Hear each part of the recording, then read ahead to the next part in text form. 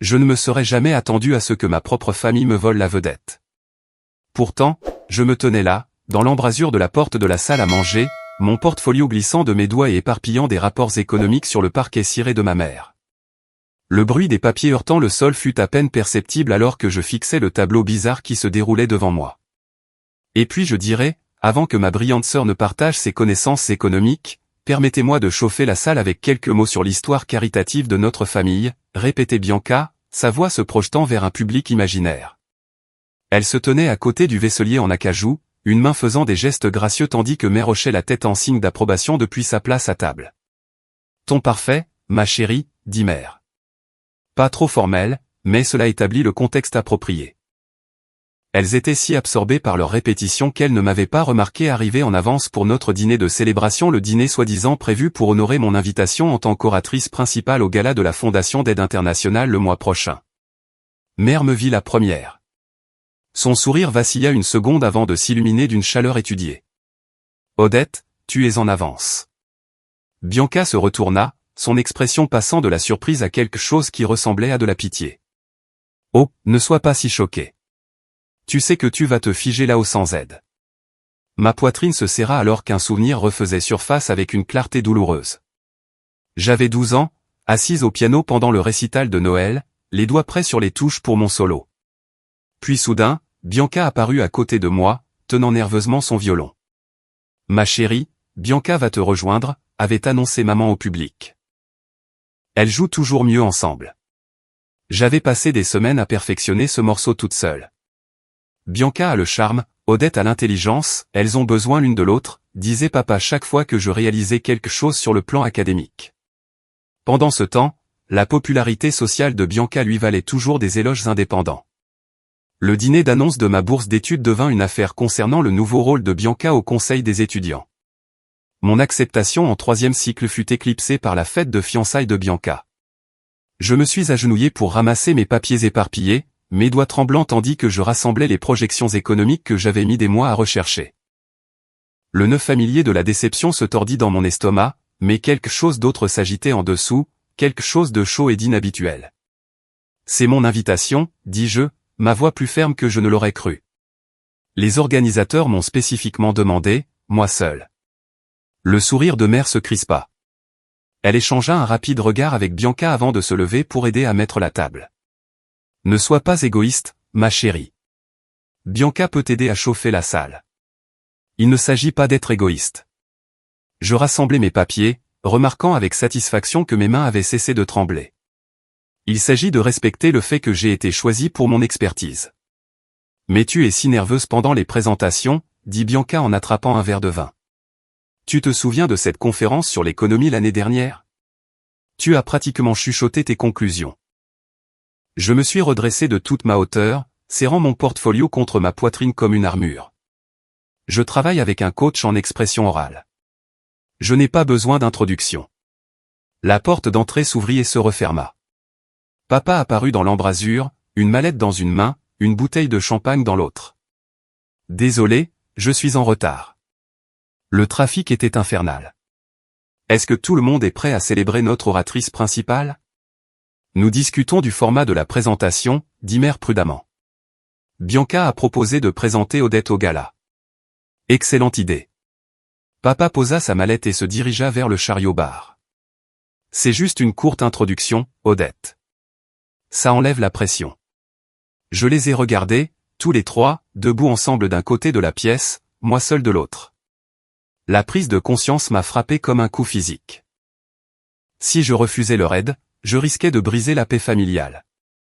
Si je l'acceptais, je cédais une autre de mes réussites à leur récit, celui selon lequel je ne pouvais pas réussir sans le vernis social de Bianca. Ma gorge se serra alors que la vérité se cristallisait. Ils ne m'avaient jamais vraiment vu, seulement leur perception de mes insuffisances. Pas mes recherches qui avaient attiré l'attention internationale.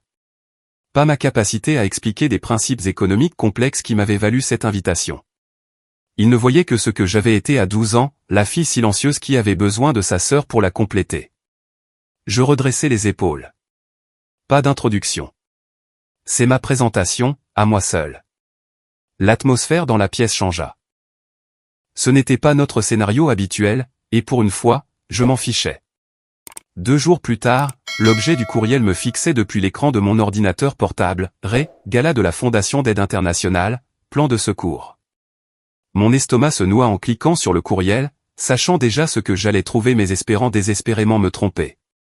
Chère mademoiselle Bennett, avait écrit Bianca à l'organisatrice de l'événement. Bien que ma sœur soit certainement qualifiée pour discuter de théorie économique, elle a parfois du mal à parler en public. Je serais heureuse d'intervenir si elle devient nerveuse ou si elle manque de contenu. Nos parents sont d'accord que cet arrangement serait bénéfique pour toutes les personnes concernées. La pièce se mit à tanguer. Je me suis agrippée au bord de mon bureau, prise de vertige face à cette incrédulité. Ce n'était pas seulement une acceptation passive du favoritisme de nos parents, c'était un sabotage actif. Bianca était passée dans mon dos pour me saper directement auprès des organisateurs de l'événement. Ce qui m'a frappé plus durement, c'est de voir mes parents en copie du courriel. Leur réponse enthousiaste se trouvait juste en dessous, « Eleanor, nous pensons que c'est une excellente suggestion. » Odette a des idées brillantes mais a toujours bénéficié du vernis social de Bianca. Nous sommes si fiers de voir nos 2 filles travailler ensemble. Mes mains tremblaient tandis que je parcourais ma boîte de réception, à la recherche d'autres exemples. Ils étaient là, une traînée de trahison numérique remontant à des mois. Un courriel à l'Institut de politique économique, où j'avais été invité à prendre la parole, je comprends que ma sœur présentera des résultats de recherche. J'aimerais discuter de la manière dont je pourrais contribuer. Un autre à l'association des anciens élèves de mon université concernant une table ronde de diplômés distingués. À chaque fois, Bianca s'était positionnée comme mon complément nécessaire. Tante Margaret vient demain, gazouilla mère au téléphone ce soir-là. Elle assiste au gala et voulait déjeuner avec nous avant. Le lendemain, je suis arrivé chez mes parents pour trouver tout le monde déjà assis autour de la table de la salle à manger. Sans surprise, mon père et ma mère occupaient les places d'honneur, avec Bianca placée bien en vue à côté d'eux. Je me suis glissé dans la seule chaise restante à l'autre bout, sentant la distance physique refléter mon isolement émotionnel. J'ai hâte de te voir présenter au gala, dit tante Margaret en me souriant chaleureusement de l'autre côté de la table. Avant que je puisse répondre, Bianca posa son verre d'eau avec un tintement délicat. Je me fais faire la plus magnifique des robes pour notre grande soirée. De la soie bleu nuit. Elle sera magnifique sur les photos pour le site web de la Fondation. Notre grande soirée, répétai-je, ma voix étonnamment stable. Mère tapota la main de Bianca. J'ai déjà dit aux Henderson et au Blackwell que Bianca te présenterait. Ils ont tellement hâte de voir les 2 filles Marshall sur scène. Je n'ai jamais accepté cela, dis-je, agrippant ma serviette sous la table. Père s'éclaircit la gorge. J'ai mentionné à Eleanor que Bianca pourrait prendre le relais si ton discours est trop court. La Fondation doit maintenir l'intérêt des donateurs tout au long de la présentation. Ma fourchette cliqueta contre mon assiette. Tu as fait quoi? Je surpris tante Margaret en train de m'observer, ses yeux se plissant légèrement alors qu'elle observait le démantèlement désinvolte de ma réussite par ma famille. L'enjeu se cristallisa soudain dans mon esprit. Il ne s'agissait pas seulement d'un discours. Le gala de la Fondation d'aide internationale serait fréquenté par des leaders économiques du monde entier, des gens dont les relations pourraient considérablement faire avancer ma carrière. Si je laissais ma famille diminuer mon rôle une fois de plus, je ne perdrais pas seulement cette opportunité, je renforcerais le récit qui m'avait défini depuis l'enfance, Odette le soutient, jamais la star. Malgré des années de succès professionnel, mes recherches publiées, mon poste au groupe de réflexion, l'expertise même qui avait motivé cette invitation, je sentais le doute s'insinuer. Peut-être que je me figerais sur scène. Peut-être que ma présentation était trop sèche, trop académique. Le poids familier de l'insécurité se pressait contre ma poitrine. Cela continuera pour toujours si tu ne l'arrêtes pas maintenant, me chuchota une petite voix intérieure. Odette, nous avons beaucoup investi dans ton éducation, dit père, prenant mon silence pour un acquiescement. Maintenant, il est temps de jouer en équipe. La famille t'a toujours soutenu. Le déjeuner s'éternisa, Bianca dominant la conversation avec des détails sur sa robe, ses remarques prévues, et même des suggestions sur la façon dont je devrais me coiffer. Je suis resté assise tranquillement, picorant ma nourriture, me sentant de plus en plus invisible dans ma propre histoire. Alors que tout le monde se déplaçait vers le salon pour le café, tante Margaret resta en arrière, me touchant légèrement le bras. Je dois te dire quelque chose, dit-elle, sa voix basse mais ferme. Je vois cela se produire depuis 30 ans, d'abord avec ta mère et moi, maintenant avec toi et Bianca. Il est temps que tu te défendes. » Ces paroles restèrent en suspens alors que je rentrais chez moi ce soir-là, mes pensées tourbillonnant avec une clarté douloureuse. La question qui m'avait hanté toute ma vie exigeait maintenant une réponse. Devrais-je me battre pour mon moment, même si cela signifiait potentiellement endommager ces relations de toute une vie, ou trouver un moyen de faire des compromis sans abandonner complètement ma place sous les projecteurs? Le courriel de Bianca était toujours ouvert sur mon ordinateur portable quand je suis rentré à la maison, ces mots n'étant plus choquants mais éclairants, me montrant exactement à quoi j'étais confronté et ce que je risquais de perdre si je restais silencieuse. Le lundi matin apporte une embuscade que j'aurais dû anticiper. Mon téléphone vibre de notifications alors que je monte dans l'ascenseur au travail. La dernière publication Instagram de Bianca la montre rayonnante devant la caméra, faisant du shopping pour la tenue parfaite pour aider ma brillante mais timide sœur à son grand événement caritatif. Sœur fière, soutien familial. Soutien familial. Mon estomac se tord alors que je parcours les commentaires. 37 mentions j'aime déjà, y compris de la part de 3 de mes collègues. Docteur Marshall. Karen de la comptabilité me fait un signe de la main alors que j'entre dans la salle de pause. Votre sœur a l'air si excitée de vous présenter au gala. Parler en public n'est pas votre truc? Je me force à sourire. En fait, je suis l'oratrice principale. Bianca ne fait pas officiellement partie du programme. Oh. Les sourcils de Karen se lèvent. J'ai juste supposé, puisqu'elle a mentionné qu'elle vous aidait. C'est ce que font les sœurs, je suppose. À l'heure du déjeuner, des chuchotements me suivent dans le couloir. J'attrape des fragments en passant devant la salle de conférence, point probablement grâce à des relations familiales, et, point la sœur connaît tout le monde dans les cercles caritatifs. Le coup de grâce arrive à 15 heures. Mon téléphone de bureau sonne. Odette? Pourriez-vous passer? Mon patron, le directeur Williams, a l'air étrangement formel. Quelque chose est survenu concernant l'événement de la Fondation d'aide internationale. Dans son bureau, il me désigne la chaise en face de son bureau. Votre mère a appelé ce matin. Les mots me frappent comme de l'eau glacée. Ma mère vous a appelé? Elle a mentionné que votre sœur pourrait être disponible pour représenter la famille lors de futurs événements. Il étudie mon visage. Je n'étais pas au courant que c'était une affaire de famille. L'invitation vous demandait spécifiquement pour votre expertise économique. Ce n'est pas une affaire de famille, dis-je, la chaleur montant à mon cou. Mes recherches sur le financement du développement durable sont la raison pour laquelle ils m'ont invité. Ma famille a leur propre interprétation. Ce soir-là, je trouve la porte de mon appartement déverrouillée. Le parfum de Bianca flotte dans l'air. Je dépose juste quelques options de tenue, crie-t-elle depuis ma chambre. Tu as laissé la clé de rechange dans la même cachette depuis l'université. Je suis sa voix pour trouver mes documents de présentation étalés sur mon lit. La pile de notes et de graphiques soigneusement organisée est maintenant réorganisée dans un ordre différent. J'ai regardé ta présentation, dit Bianca, brandissant une page marquée de son écriture bouclée. J'ai surligné les parties que tu devrais mettre en valeur et ajouté quelques transitions pour la rendre plus conviviale pour le public. Ma gorge se serre. Tu as modifié ma présentation sans me demander? Juste quelques petites retouches. Elle agite la main avec dédain. Tu es toujours si technique. Les gens normaux décrochent. Après son départ, je passe des heures à reconstruire mon organisation originale, remettant en question chaque section. Est-ce que ce graphique venait avant ou après la projection de financement? Cette statistique était-elle destinée à l'introduction ou à la conclusion? Cette nuit-là, le sommeil me fuit. Je fixe mon plafond, la voix de Bianca résonnant. Tu vas te figer sans aide. Et si elle avait raison? Et si je me figeais? Et si mes recherches n'étaient pas suffisantes sans son vernis social? Le schéma se poursuit pendant des jours. Je répète mon discours pendant les pauses déjeuner dans des salles de conférences vides, ma voix résonnant contre les murs nus.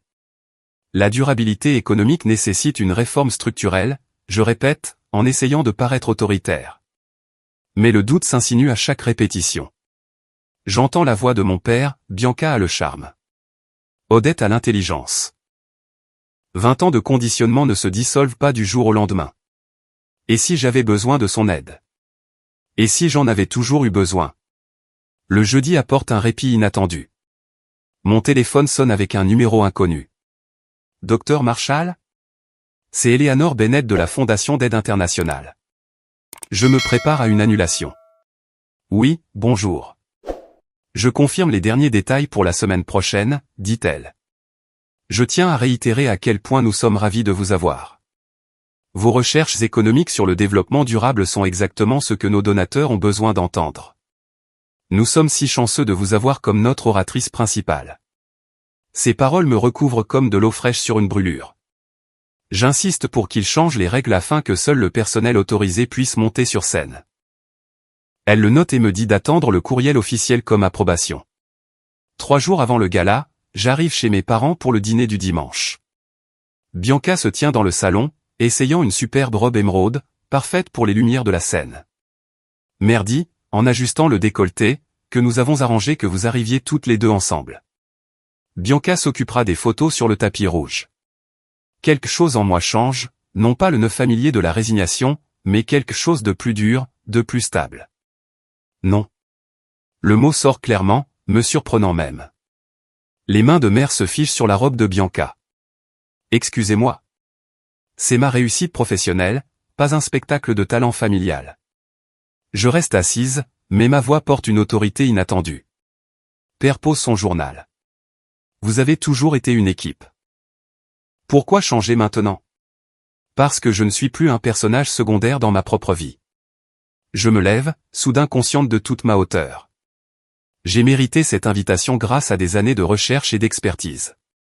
Pas le charme, pas les relations, mon travail. Le silence qui suit ressemble au premier moment honnête que nous ayons partagé depuis des années. Plus tard dans la soirée, mon téléphone sonne avec un message de tante Margaret, je serais honoré de t'accompagner au gala, juste nous deux. Quelques minutes plus tard, un courriel arrive d'Eleanor Bennett, nous avons noté votre demande. Seuls les orateurs autorisés auront accès à la scène. Le contraste entre ces réponses et le silence stupéfait de ma famille en dit long. Mes partisans respectent les limites. Ma famille fait comme si elle n'existait pas. Le lendemain matin, je répète à nouveau mon discours, mais quelque chose a changé. Ma voix ne vacille plus quand je commence. Je ne commence plus par « je suis désolé de prendre votre temps » avant de faire des remarques importantes. Je prépare une copie de sauvegarde de ma présentation et la range en toute sécurité à mon bureau. Eleanor envoie un courriel de confirmation avec une nouvelle inattendue, les orateurs recevront des bracelets verts spéciaux limitant l'accès à la scène. Le soir du gala arrive le mercredi de la semaine suivante. Je sors ma robe soigneusement choisie de Saous et je me fige. Là, le long de la couture, il y a une petite déchirure, précise et délibérée, juste là où elle serait le plus visible sous les lumières de la scène. Cependant, j'ai un plan de secours. Je glisse le tissu doux de ma robe de rechange sur mes épaules, reconnaissante de ma prévoyance. Le vêtement manque des perles complexes de mon choix original, mais ses lignes épurées et son élégance discrète parlent de compétence. Exactement ce dont j'ai besoin ce soir. Mieux que prévu, je murmure à mon reflet, lissant le tissu bordeaux sur mes hanches. La couleur approfondit mon teint, me faisant paraître plus vibrante que je ne le sens. Mon téléphone vibre avec un autre message de mère. Où es-tu? Nous partons dans 10 minutes. Je le laisse sans réponse, une petite rébellion qui fait battre mon cœur. À la place, j'appelle le service de voiture que j'ai organisé hier. Votre chauffeur est à 5 minutes, Dr Marshall, confirme le répartiteur. 20 minutes plus tard, je me tiens devant le bâtiment de la Fondation d'aide internationale, sa façade de verre reflétant le soleil couchant. Prenant une profonde inspiration, je franchis l'entrée seul, mon portfolio serré contre ma poitrine comme un bouclier. Dr Marshall. Eleanor se hâte à travers le sol en marbre, ses talons pratiques claquant à un rythme régulier. Vous êtes merveilleusement en avance. Laissez-moi vous montrer la configuration de la scène. L'auditorium s'étend devant nous, des rangées de chaises vides attendant les invités de la soirée. Eleanor me guide jusqu'au pupitre, m'expliquant les réglages du microphone et les signaux lumineux. Je m'entraîne à me tenir droite derrière, sentant son poids solide sous mes paumes. Les sponsors seront assis ici, elle montre la première rangée. Et ceci, elle me tend un bracelet vert, vous donne un accès exclusif à la zone de préparation et à la scène. De retour dans la loge, je relis mes notes une dernière fois, en surlignant les déclarations d'impact clés. Quand Eleanor revient avec 2 messieurs à l'allure distinguée, je me lève pour les saluer. Dr Marshall, puis-je vous présenter l'ambassadeur Chen et le docteur Abernathy? Ils se sont particulièrement intéressés à vos recherches sur le développement durable. Je tends la main, surprise par la fermeté de ma voix. Je suis honoré que vous ayez pu vous joindre à nous ce soir. 30 minutes après le début de la réception pré-événement, une agitation près de l'entrée de la scène attire mon attention. Bianca se tient au contrôle de sécurité, sa voix portant à travers la pièce. Ce doit être une erreur. Je fais partie de la présentation, insiste-t-elle, essayant de dépasser l'agent de sécurité. Sa robe bleue, clairement choisie pour compléter ce qui aurait été ma tenue originale, scintille sous les lumières du lieu. L'agent reste impassible. Je suis désolé, madame. Bracelet vert seulement au-delà de ce point. Mais je suis la sœur de l'oratrice, la voix de Bianca s'élève. Je la présente. Ce n'est pas sur notre programme, madame.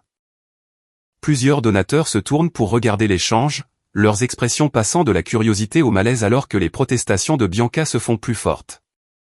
Mère et père planent à proximité, père faisant des gestes apaisants que Bianca ignore. De l'autre côté de la pièce, je remarque mon patron, le docteur Wellington, observant la scène avec des sourcils levés avant de croiser mon regard avec un air interrogateur. Je hausse légèrement les épaules et me détourne, la chaleur montant à mon cou. En regardant ma sœur être raccompagnée à sa table, je me demande, devrais-je reconnaître le moment gênant quand je monterai sur scène ou simplement continuer comme si de rien n'était? L'aborder de front clarifierait-il l'air ou ne ferait-il que créer plus de drame? Le plan de table raconte sa propre histoire.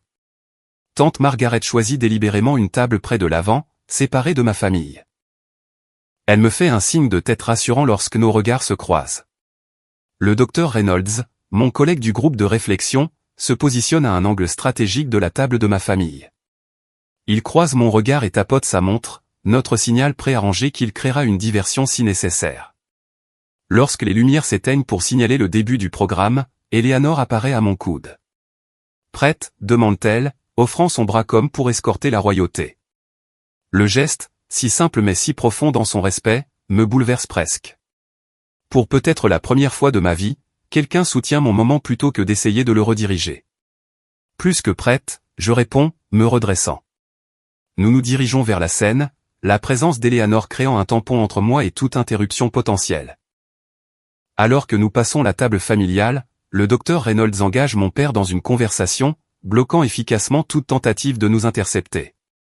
De mon point de vue, près des marches de la scène, je peux voir le sourire figé de mère commencer à se fissurer sur les bords. Ses doigts tapotent un rythme anxieux sur la nappe alors qu'elle réalise qu'elle ne peut pas intervenir. À côté d'elle, Bianca s'agite sur son siège, mal à l'aise sous les regards curieux des participants voisins qui ont été témoins de sa scène précédente. Quelques commentaires chuchotés parviennent à mes oreilles, n'est-ce pas elle que la sécurité a dû? Le maître de cérémonie s'approche du pupitre, tapotant 2 fois le microphone. Bonsoir, chers invités. Merci pour votre soutien au travail important de la Fondation d'aide internationale. Il fait une pause, balayant l'audience du regard. C'est avec un grand plaisir que je vous présente notre oratrice principale de ce soir, l'économiste de renom, le docteur Odette Marshall. Eleanor serre doucement mon bras avant de me lâcher. Je monte les marches seul, mon cœur battant la chamade, mais mes pas sont assurés. Pour une fois, personne ne marche devant moi. Personne n'attend pour partager ma vedette. Je suis, enfin, en train d'entrer dans ma propre lumière. Je m'approche du pupitre à pas mesurés, mes talons claquant sur le sol poli de la scène. Le projecteur est chaud sur mon visage, étonnamment réconfortant plutôt qu'intimidant. Du coin de l'œil, je perçois un mouvement, Bianca se levant de son siège, lissant sa robe émeraude alors qu'elle se dirige vers les marches de la scène. Il doit y avoir une confusion, crie père, agitant frénétiquement la main en direction du maître de cérémonie. Le geste me rappelle comment il hélait les serveurs lorsque son steak n'était pas cuit à son goût. Mère se penche vers le couple assis à côté d'elle, sa voix portant juste assez loin. Les 2 filles présentes ce soir. Tradition familiale, vous savez. Bianca arbore ce sourire étudié, celui qui apparaît sur les cartes de Noël et les portraits de famille un peu trop éclatants, forcés sur les bords. Père est maintenant debout, faisant des gestes avec une urgence accrue, son programme serré dans son poing comme un bâton. L'agente de sécurité, une femme aux cheveux striés d'argent et avec un presse-papier marqué des protocoles de bracelet vert, se place doucement sur le chemin de Bianca. Je suis désolé, madame. Seuls les présentateurs autorisés au-delà de ce point. Sa voix a une fermeté douce qui ne souffre aucune discussion. Je prends ma place derrière le pupitre, ajustant le microphone avec des mains stables. Les notes que j'ai préparées reposent devant moi, mais je les regarde à peine. Des mois de recherche, des années d'expertise et une vie d'attente pour ce moment convergent alors que je regarde les visages expectatifs. Bonsoir, je commence, ma voix claire et contrôlée. Je suis le docteur Odette Marshall, et ce soir je vais partager des recherches sur le développement économique durable dans les communautés rurales. Les mots coulent avec une facilité inattendue. Je présente des données complexes avec clarté, guidant le public à travers des principes économiques sans excuse ni hésitation. Sur le projecteur derrière moi, des graphiques et des diagrammes, tout mon propre travail illustre des schémas qui ont mis des mois à être identifiés. J'aimerais reconnaître ceux qui m'ont vraiment soutenu tout au long de ce parcours de recherche, dis-je, croisant le regard de tante Margaret. Elle est assise bien droite à sa table, hochant la tête avec une fierté indubitable. Eleanor Bennett, assise près de l'avant, sourit de manière encourageante. Des stylos grattent contre des bloc-notes dans toute la salle. Plusieurs participants tapent rapidement sur des tablettes. Le PDG de Global Resources se penche en avant, les coudes sur la table, entièrement concentré sur mon analyse des modèles d'allocation des ressources. Mes recherches démontrent de manière concluante, je continue, m'échauffant sur mon thème, que lorsque nous donnons du pouvoir aux voix négligées au sein des systèmes économiques, tout le monde en bénéficie. Non seulement ceux qui étaient auparavant marginalisés, mais des communautés entières. Le projecteur s'intensifie alors que j'approche de ma conclusion. Mon ombre s'étend longuement sur le sol de la scène, d'une manière ou d'une autre plus grande que je ne m'en souvenais. Le public est captivé. Même les serveurs se sont arrêtés pour écouter. Avant de conclure ce soir, dis-je, j'aimerais partager une observation personnelle sur l'autonomisation économique. Je redresse les épaules, me sentant plus grande que je ne l'ai été depuis des années. Tout au long de mes recherches, j'ai observé que la croissance durable ne se produit que lorsque les individus apprennent à entrer dans leur propre lumière, à revendiquer leur juste place, plutôt que d'exister dans l'ombre de quelqu'un d'autre. Depuis la table familiale, Bianca commence à applaudir prématurément, un peu trop avec enthousiasme. C'est exactement ce que notre famille a toujours. Excusez-moi, interrompt une femme aux cheveux argentés que je reconnais comme la présidente de l'aide internationale. J'aimerais entendre le reste de l'analyse du docteur Marshall. Son ton est poli mais ferme, faisant taire Bianca instantanément. L'interruption crée une vague de murmures. Tous les yeux se tournent à nouveau vers moi, pas vers ma sœur, pas vers mes parents, mais vers moi seul. Ma famille, pour une fois, devient un acteur de fond sans importance plutôt que les metteurs en scène de mon récit. Je me tiens plus droite, ma voix se renforçant à chaque mot. Lorsque nous créons des systèmes qui valident chaque voix sur la base du mérite plutôt que du privilège ou des relations, nous n'obtenons pas seulement un équilibre économique, nous restaurons la dignité humaine. Et la dignité, dis-je, en regardant les donateurs dans la salle, est le fondement sur lequel tous les futurs durables doivent être construits. Les applaudissements commencent avant que mes derniers mots ne s'estompent.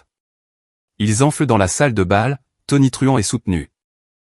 Le maître de cérémonie revient sur scène, me serrant vigoureusement la main. Mesdames et messieurs, annonce-t-elle, je suis ravi de partager que l'événement de ce soir a généré des promesses de dons records. Les recherches du docteur Marshall ont clairement touché une corde sensible. Alors que je m'éloigne du pupitre, plusieurs personnes se lèvent de leur siège, s'approchant avec des cartes de visite tendues. Je reconnais les logos d'organisations internationales que j'admire depuis longtemps, la Banque mondiale, le Programme des Nations Unies pour le développement, le Forum économique mondial. Docteur Marshall, nous serions ravis de discuter de la mise en œuvre de votre modèle d'allocation des ressources dans notre initiative pour l'Asie du Sud-Est, dit l'un d'eux. Votre analyse des applications de la microfinance est exactement ce dont notre programme en Afrique a besoin, ajoute un autre.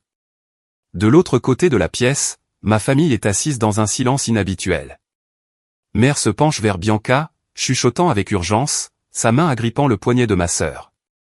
L'expression de Bianca enregistre quelque chose que je n'y avais jamais vu auparavant, pas de la colère ou de la jalousie, mais un choc véritable, comme si elle assistait à quelque chose qu'elle croyait impossible. Pour la première fois de ma vie, je ne ressens aucune envie de vérifier leur réaction ou de chercher leur approbation. La vedette est exactement là où elle doit être. La lumière du soleil matinal inonde par les fenêtres allant du sol au plafond alors que je me tiens au pupitre, inspectant la salle de conférence bondée du sommet économique international. 6 mois se sont écoulés depuis le gala, et me voici, non seulement participant, mais menant la discussion sur les cadres de développement durable. Avant la pause déjeuner, j'aimerais présenter le Dr Elena Rivera, dont les recherches révolutionnaires sur l'économie agricole complètent notre session du matin. J'annonce, ma voix portant avec confiance jusqu'au fond de la salle sans l'amplification du microphone sur laquelle je comptais autrefois. Les mots coulent naturellement maintenant, sans les raclements de gorge préparatoires ou les préambules apologétiques qui ponctuaient autrefois mon discours. Lorsqu'une question vient du fond de la salle sur des ensembles de données contradictoires, je n'hésite pas et ne cherche pas de soutien du regard. Cette divergence met en fait en évidence un point critique sur la méthodologie, je réponds, m'éloignant du pupitre pour engager directement. La salle se penche collectivement en avant, les bloc-notes prêts. Même l'ambassadeur Thornton, célèbre pour son scepticisme, hoche la tête avec une approbation réticente. Mes collègues ne précèdent plus mes présentations de qualificatifs comme bien qu'elles soient plutôt silencieuses ou malgré sa nature réservée. Maintenant, ils s'en remettent simplement à mon expertise avec des phrases comme le Dr Marshall l'a établi dans sa récente publication ou en suivant le cadre d'Odette. La transformation n'est pas seulement dans la façon dont il me voit, mais dans la façon dont j'occupe l'espace, les épaules en arrière, le regard droit, la voix stable. Plus tard dans la soirée, je me retrouve à la table de la salle à manger de mes parents, la scène d'innombrables rabaissements. Le cadre est étrangement similaire à cette nuit il y a 6 mois, l'argenterie polie de mer, les verres en cristal de Père, Bianca assise à sa place habituelle de proéminence. Alors, cette conférence à Stockholm, commence Père, en coupant son steak. Présenteras-tu seul ou dans le cadre d'une table ronde? Présentation en solo, suivie d'une discussion en table ronde, je réponds, remarquant que mon appétit reste stable, contrairement aux dîners familiaux précédents où l'anxiété me nouait l'estomac. La fourchette de Bianca s'arrête à mi-chemin de sa bouche. Tu sais, j'ai lu des articles sur les techniques de présentation efficaces.